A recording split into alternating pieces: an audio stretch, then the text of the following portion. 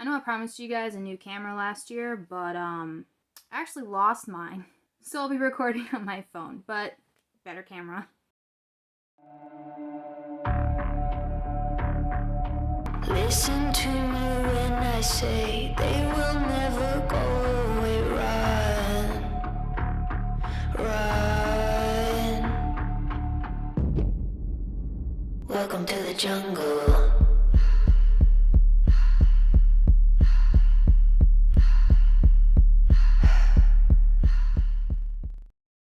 But yeah, channel update, because that's apparently going to be a thing. You guys reacted so well to my last video, I decided I might as well make another one for every year just to keep you guys up to date on what I'm getting rid of, what I'm changing on my channel, as well as what to expect for the following year. And while I was trying to figure out what exactly I want to do for my channel next year, I came across last year's update video. Let's just say this year didn't go as planned. I was mostly trying to focus on figuring out a way to be able to upload every week because you guys don't see me very often. But the videos that I wanted to create and the videos that were, in my opinion, better quality, they're better researched, they're just more put together, were taking up a lot of my time, and that's why I just didn't know what I was doing. I didn't really have a set routine, and that's why my upload schedule was just all over the place. I would be busy reading a book and researching a book. Some days I would film and I would absolutely hate how I looked and hate how everything turned out, so I would have to start over. Some videos I would get like more than halfway through before deciding to just scrap it because I wasn't happy with it, and then I would have to start over again. On top of that, my personal life has been kind of haywire. I got promoted at my job, so I have all this new responsibility. I'm in a new position. I'm dealing with a whole new field of things, so I've been really extra stressed out, and things aren't going perfect in my life right now, but I'm starting to recognize that things are never going to be perfect. They're never going to be how I want them in order to have the perfect editing routine, in order to have the perfect upload routine. So I've just decided to embrace that, work with what I've got, and my new editing routine has proven to be better for me. It's healthier mentally because I was pushing myself, then I hit burnout, and that's another reason my uploads were all over the place. This year I am giving myself a set routine. I'm giving myself space during the week to just back off and just take a break from it, as well as changing up the style of my videos and changing up what I want to improve upon in my videos. I really want to mostly focus on my scripts and my research and just getting a better flow of wording, better understanding what I'm actually talking about instead of not just rambling and talking in circles like I was doing in a lot of the in-person videos. So yeah, let's just dive into what I'm changing this year. Fool me once and it's shame on me, but you know you better tread carefully. Fool me twice, I'm your enemy. I'm your enemy. Run, you better run. Vendetta, run, you better. Vendetta.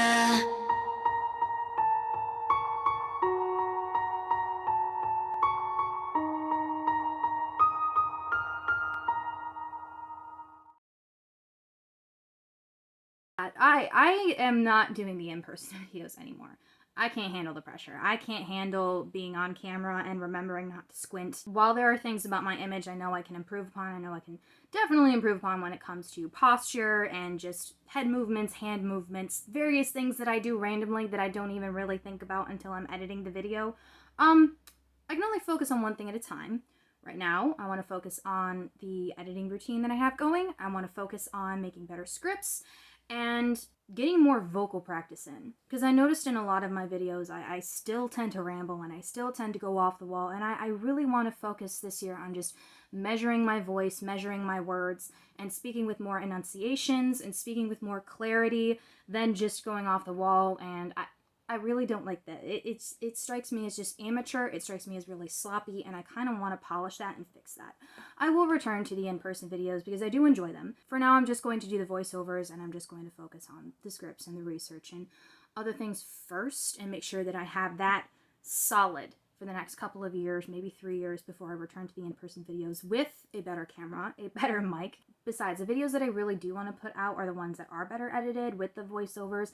I kind of like having the snarky two-parters where the first one is just basically teasing and poking and prodding the people that are kind of ridiculous. And then the second one is just more serious overtones about the discussion at hand. I really want to focus on that and just better fleshing out my videos and essays and the things that I have to say. I still don't know how to end a video. I've tried GIFs, I've tried an outro, and I've tried cutting it short when I just literally don't know what else to say. It makes me feel so needy when I just say like and subscribe and leave a comment and all this. And I know every other YouTuber does it, but it just, every time I do it, I end up erasing it. So I'm not going to do it anymore. Getting rid of book reviews. They're boring. But I noticed that the books that tend to be reviewed with like certain themes and certain lessons that I learned through reading them, kind of a hit. For instance, like the Jenna Moreci books, there's still plenty of stuff that we can learn from them, so I'm more so going to be separating them into a series of like why X books work, why X books don't work, as well as the Lost Potential series that I just started with Venom, I Beg to Differ series, which is a counter-argument to people who are bashing my favorite novel.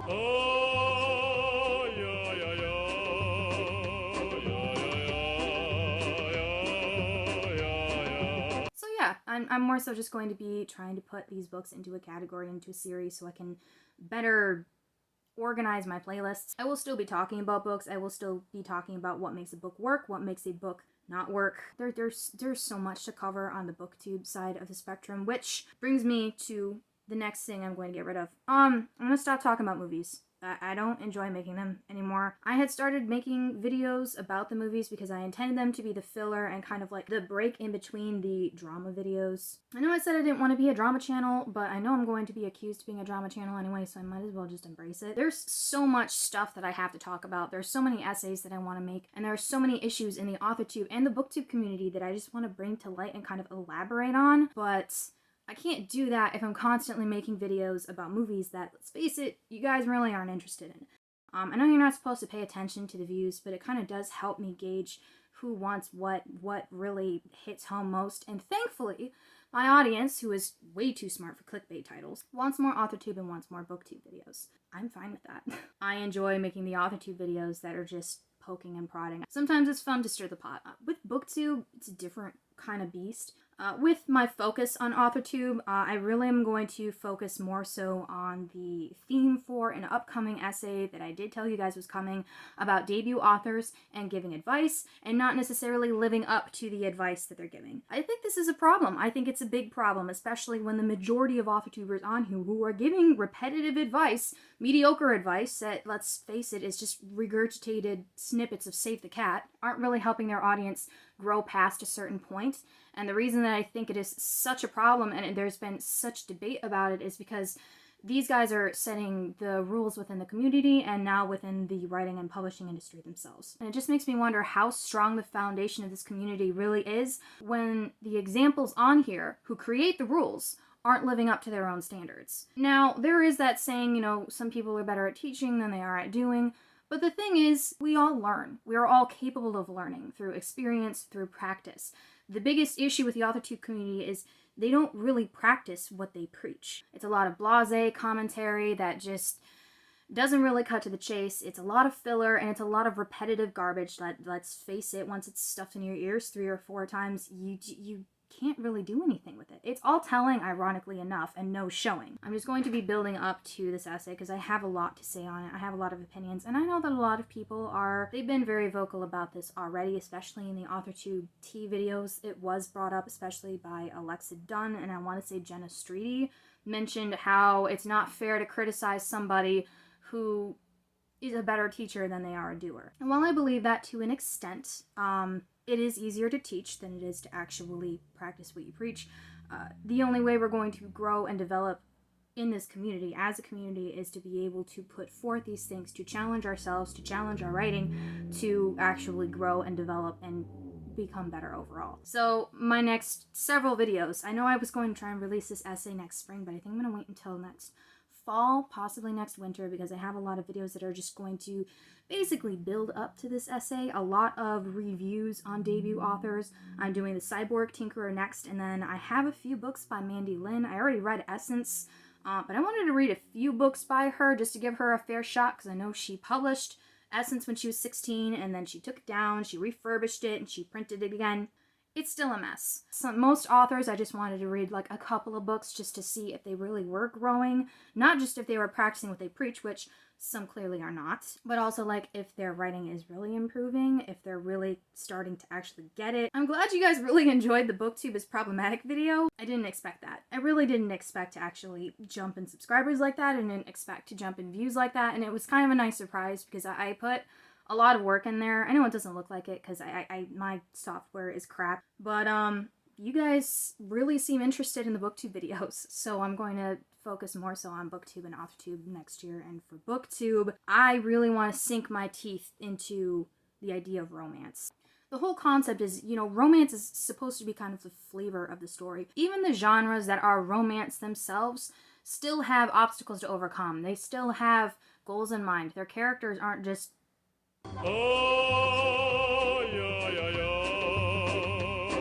it's always bothered me that just most of these characters, and especially in the romance genre, they're just so underwhelming, they're so underdeveloped, and it's almost insulting. Firstly, I'm going to focus on like the fairy tropes and the fairy books that are probably becoming a bigger craze than the vampires were a few years ago. I've been reading, you know, modern fairy literature, but I've also been reading fairy literature from like the 2010s, like Wicked Lovely, the Iron Face series, which I'm convinced should have just been a middle grade series. Decent story for what it is, but it does not speak like a YA novel. It speaks like it's meant for children. And for being really underdeveloped, it does surprise me that they're extremely overhyped. But I think it is tying into just how BookTube is addicted to YA, which will be an upcoming video. What's wrong with romance today, the toxicity of all of it, and just it's a mess. So there's so much I want to get into with this, but instead of making a 45-minute video about it that will probably hurt my heart, I'm going to again just start doing some of these, not necessarily reviews, but video essays that will lead up to this final essay that I'm going to do at the end of the year. So you guys have that to look forward to. Also, my website is changing. I just decided to kind of refurbish it and kind of try and make it cleaner and not as 5th grade-ish. So I'm going to be revamping my blog. The essays that I have set aside, there's a lot that I wanted to do for my channel, but unfortunately I don't have the time, I don't have the money or the resources to be able to get all of it out. So a lot of these things that tie into like the video essays, like the videos that I was doing, you know, what makes your story organic, procrastination and fear, aren't we all flawless? Videos like that are more so going to be just transferred to the blog post that I'm going to be doing. And now just to wrap up this video, I do want you guys to realize that there were things in my last update that I still want to do. I still want to do the skits kind of poking fun at the dystopian novels. I do not have the resources right now. I still want to do the in-person videos. Do not have the resources right now. I wanted to do like the exposés and play around with that kind of stuff, but I'm not a journalist. I'm going to try and learn how to do better research on the topics that I want to actually talk about. I'm trying not to be as much of a perfectionist, but I want you guys to know that I do try, and I am trying, and it is a slow go, but I do want my channel to see its fullest potential just like I do with my books. I take it very seriously. I'm listening to you guys, and I am paying attention to what you guys would prefer to see on my channel versus the things that I was putting out for filler that I don't necessarily need when there's so much other stuff that I can talk about. Yeah, that's what you can expect for 2022 is just basically getting my channel back in order, getting my website back in order, and sticking to a routine so this doesn't keep happening.